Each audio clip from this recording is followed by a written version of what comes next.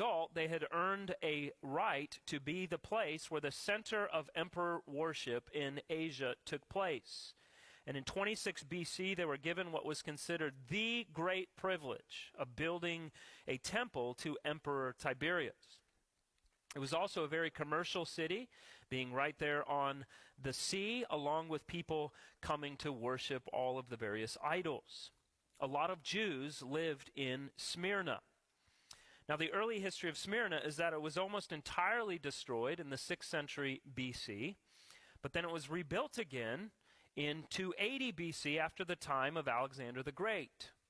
So by the time we get to this letter, it really has only been about 300 years after the city was rebuilt. It was only a little bit older than America is right now.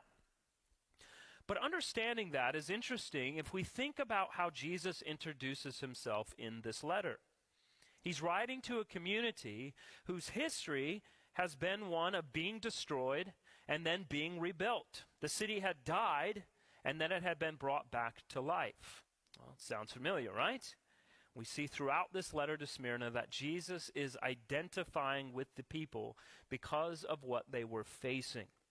So the first thing we see in verses 8 and 9 is that Jesus knows your circumstances and he cares. You see, he's communicating to them that he's not far off.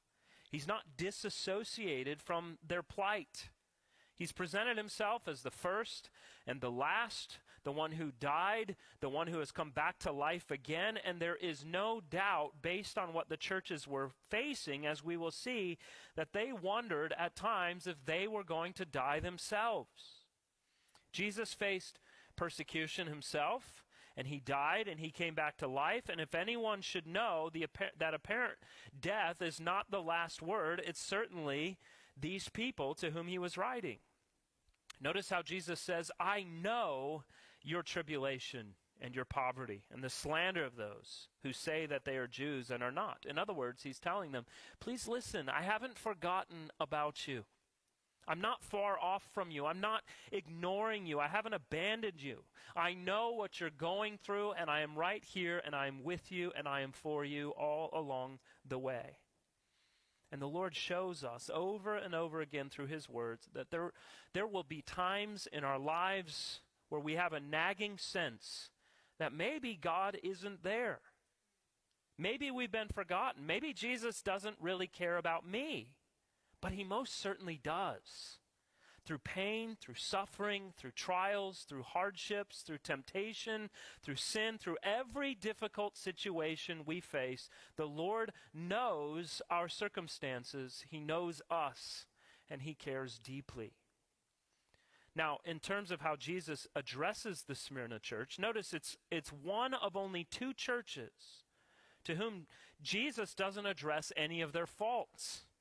And I think that says a lot about how we address those who are in affliction and in need of compassion, more than it says something about Smyrna itself. Were there problems at the church in Smyrna? Undoubtedly.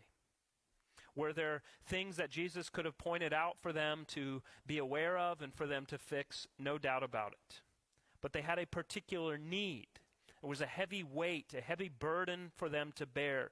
And so he wasn't going to kick them while they were down. He wasn't going to add to their affliction. There's a lot to learn here. Jesus knows what is right at the right time for his sheep, knowing how hard to push them, knowing when to hold back. I love that text from Isaiah. A bruised reed he will not break, and a smoldering wick he will not snuff out. There will be times that it seems unbearable, but the Lord is there and he knows.